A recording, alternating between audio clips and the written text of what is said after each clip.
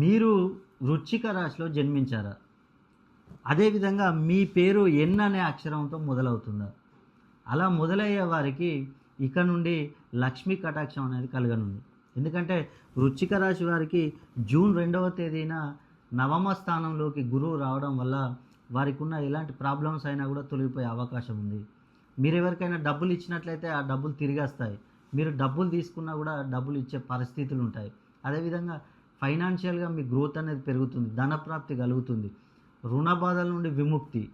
మీరు వ్యాపారాలు చేస్తూ ఉంటారు, అనేక వ్యాపారాలు చేసి నష్టపోతూ ఉంటారు. అలాంటి వారికి ఈ సంవత్సరం వ్యాపారంలో లాభాలు అనేటివి రావడం జరుగుతుంది.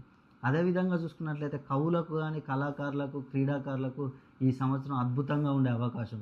మీకు ఉద్యోగాలు లభిస్తాయి. ఉద్యోగాల్లో ఉన్నవారికి ప్రమోషన్లు, ఇంక్రిమెంట్లు వచ్చే అవకాశం. అదేవిధంగా విద్యార్థులు చదువులో ముందంజ. ముఖ్యంగా వివాహాలు కాకుండా చాలామంది 35, 40 సంవత్సరాలు వచ్చేసరికి చాలా ఇబ్బందులు పడుతూ ఉంటారు. అలాంటి వారికి వివాహాలు ఈ సంవత్సరం సెటిల్ అయ్యే అవకాశం ఉంది. ఆరోగ్య విషయంలో చూసుకున్నట్లయితే మీకు ఉపశమనం కలుగుతుంది. కుటుంబంలో అనేక సమస్యలతో బాధపడుతూ ఉంటారు. భార్యాభర్తల మధ్యలో గొడవలు, అదేవిధంగా అత్త కోడళ్ళ మధ్యలో గొడవలు, ఇలాంటి సమస్యలతో బాధపడే వారికి ఈ సంవత్సరం అద్భుతంగా ఉండే అవకాశం.